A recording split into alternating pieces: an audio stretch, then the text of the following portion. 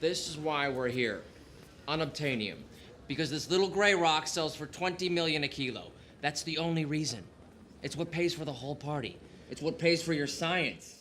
Unobtanium shards or catalysts are small crystals found on Pandora. But what are they in reality, and do they exist in our world? Engineers and scientists have used the term since the 1950s to describe the ideal material for solving a certain technical problem, except that it doesn't exist. Let me explain. Unobtanium derives from the term unattainable, which refers to anything that cannot be discovered or obtained, something that we cannot have. In layman's terms, unobtanium is a name for a substance that is impossible to obtain. It's possible that such a substance is uncommon, unreasonably costly, restricted, or just unavailable. Unobtanium is said to fit all conditions flawlessly, with the exception of not really existing. Engineers and designers can argue that the material they need is unobtanium when defining the precise attributes required in a material for a particular product or application. The exact quantities of unobtanium differs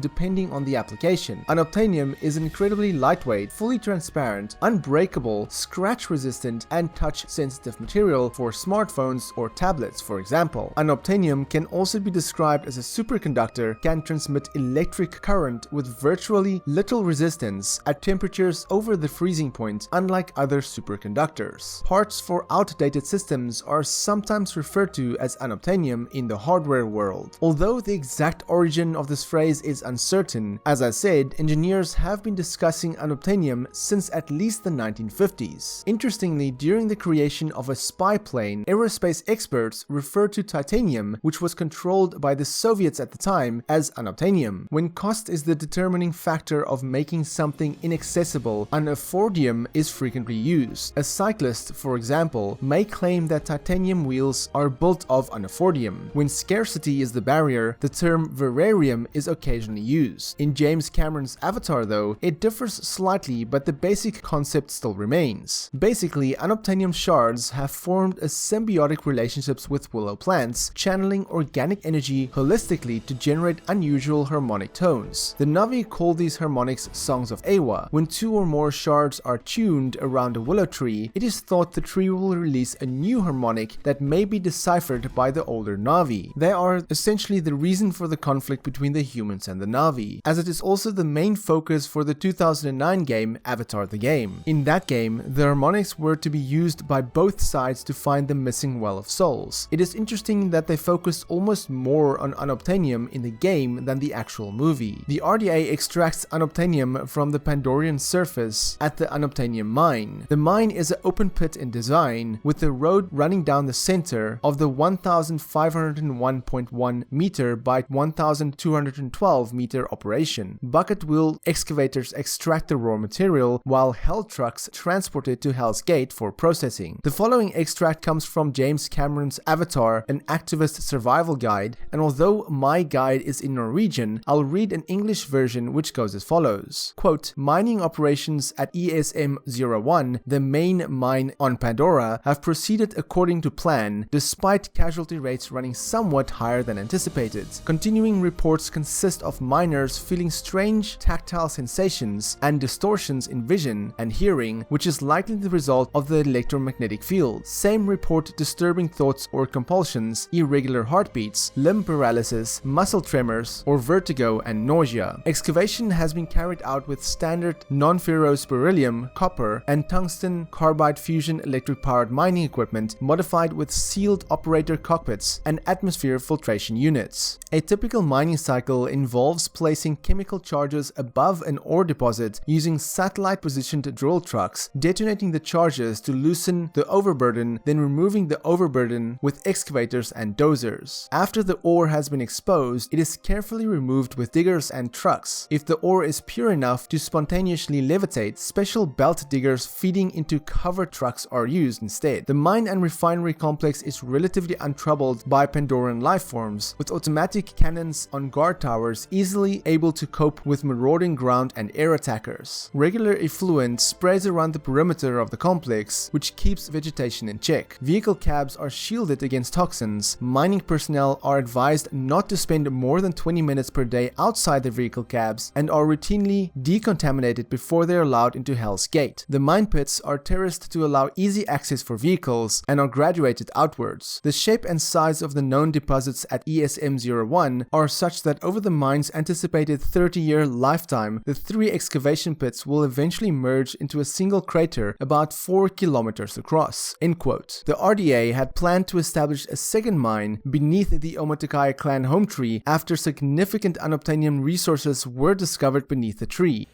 Their damn village happens to be resting on the richest unobtainium deposit within 200 clicks in any direction.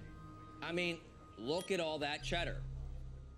The RDA had began destroying the Tree of Voices by bulldozing a passage to the home tree. The plan to develop the mine, however, failed because the humans were driven off Pandora by the Navi and other Pandoran fauna following a failed effort to destroy the Tree of Souls. The on-site refinery processes unobtainium ore before transporting it to Hell's Gate. The unique qualities of unobtainium are primarily dependent on its inner structure, which must be conserved by sending it to the unobtainium refinery. The ore is initially purified in giant ball molds, then rinsed with nitric and hydrofluoric acid. To further restrict the proliferation of living forms around the mining workings and around Hell's Gate, an acidic byproduct is released into the surrounding region. Unobtainium flakes and ingots are then floated onto an inverted conveyor belt and fed through a multi-phase roller outfitted with non-magnetic nylon rollers, whereas the rate of compression is carefully managed to avoid heat buildup, upsetting the quasi-metal's animatic characteristics. The 2 cm thick unobtainium ribbon is trimmed to size using laser shears before being graded and packed for delivery. The refining procedure yields unobtainium sheets measuring 1 meter by 500 centimeters and 2 centimeters thick. These measures are intended to show the ore in a size and shape that is easily adaptable for humans operating in the Pandorian low-gravity environment and on Earth. These are stored in boxes made of Pandorian natural wood and oriented with opposing polarity for ease of handling. The boxes are engineered for simple disassembly on Earth, where artisan furniture makers are ready to pay exorbitant amounts for the alien woods. Overall, in the Avatar movie, I feel they could have gone into more detail for what the unobtainium would be used for, as I remember walking out of the theater for the first time after seeing the movie, not being sure what this material is or what it's used for. Of course, in the expanded lore and books, this goes much more into detail, and with the humans returning to Pandora in the second movie, I do wonder what role unobtainium is going to play in Avatar: The Way of Water. But I do hope this video helped you understand unobtainium a little bit better. If it did, then a like would be super appreciated, and if you want more Avatar content, then have a look at the rest of my channel. Until next time, have a fantastic day and stay safe.